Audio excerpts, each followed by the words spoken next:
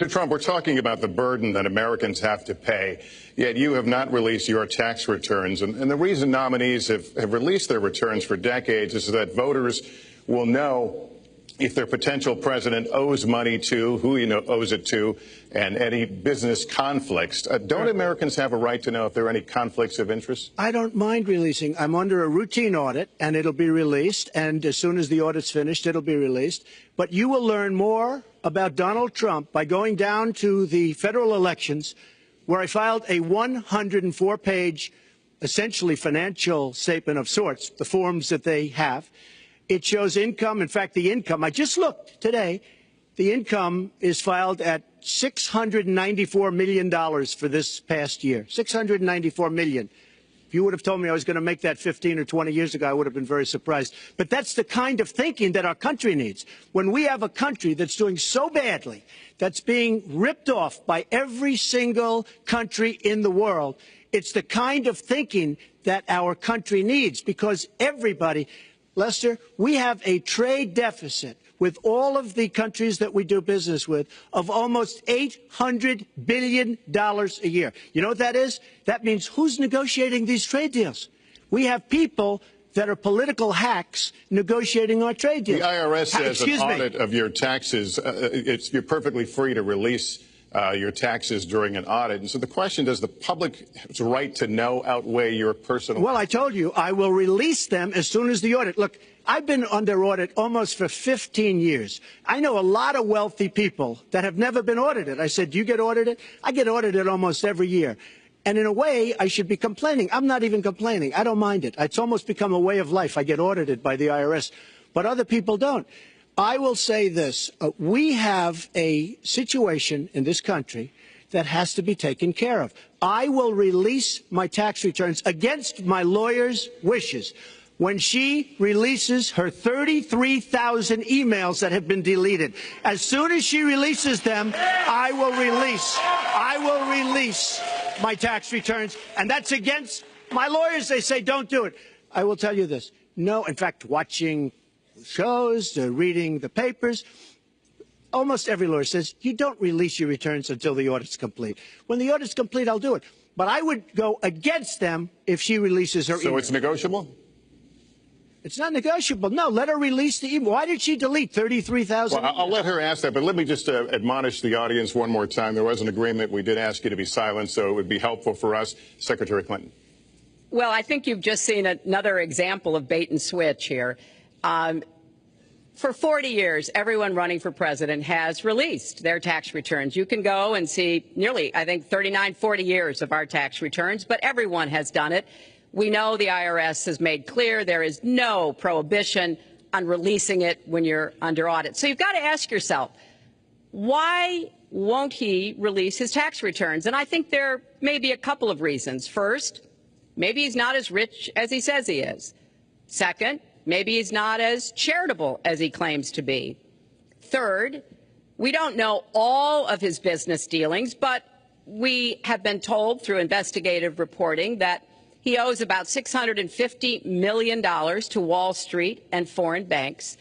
Or maybe he doesn't want the American people, all of you watching tonight, to know that he's paid nothing in federal taxes, because the only years that anybody's ever seen were a couple of years when he had to turn them over to state authorities when he was trying to get a casino license, and they showed he didn't pay any federal income tax. So if he's paid zero, that means zero for troops, zero for vets, zero for schools or health. And I think probably he's not all that enthusiastic about having the rest of our country see what the real reasons are, because it must be something really important, even terrible, that he's trying to hide. And the financial disclosure statement, they don't give you the tax rate. They don't give you all the details that tax returns would. And it just seems to me that this is something that the American people deserve to see. And I have no reason to believe that he's ever going to release his tax returns, because there's something he's hiding. And we'll guess. We'll keep guessing at what it might be that he's hiding. But I think the question is, were he ever to get near the White House, what would be those conflicts? Who does he owe money to? Well, he owes you the answers to that, and he should provide them. He also raised the issue of your emails. Do you want to respond to that? I do. You know, I made a mistake using a private email. That's for sure. And if I had to do it over again, I would obviously do it differently. But I'm not going to make any excuses. It was a mistake, and I take responsibility for that. Mr. Trump? That was more than a mistake. That was done purposely. Okay, that was not a mistake. That was done purposely. When you have your staff taking the Fifth Amendment, taking the Fifth, so they're not prosecuted. When you have the man that set up the illegal server taking the Fifth, I think it's disgraceful.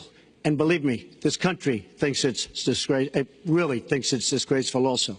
As far as my tax returns, you don't learn that much from tax returns, that I can tell you. You learn a lot from financial disclosure. And you should go down and take a look at that. The other thing, I'm extremely underleveraged.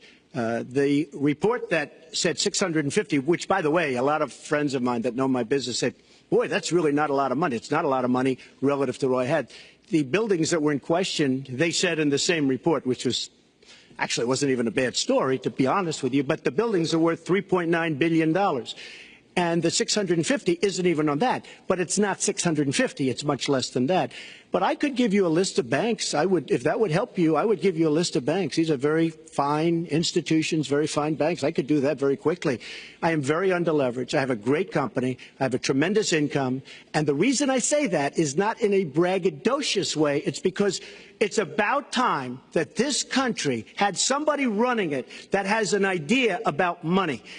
When we have $20 trillion in debt and our country's a mess, you know, it's one thing to have $20 trillion in debt and our roads are good and our bridges are good and everything's in great shape. Our airports are like from a third world country. You land at LaGuardia, you land at Kennedy, you land at LAX, you land at Newark, and you come in from Dubai and Qatar and you see these incredible, you come in from China, you see these incredible airports, and you land, we've become a third world country. So, the worst of all things has happened. We owe $20 trillion, and we're a mess. We haven't even started.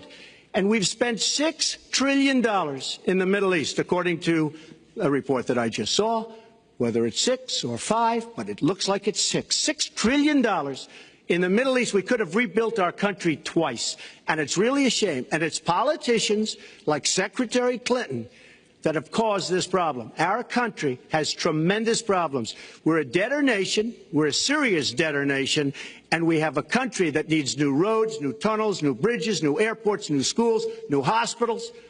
And we don't have the money because it's been squandered on so many of your ideas. Let you and respond, maybe and we'll move to our because next. you haven't paid any federal income tax for a lot of years. And the other thing I think is important. It would be squandered too, believe me.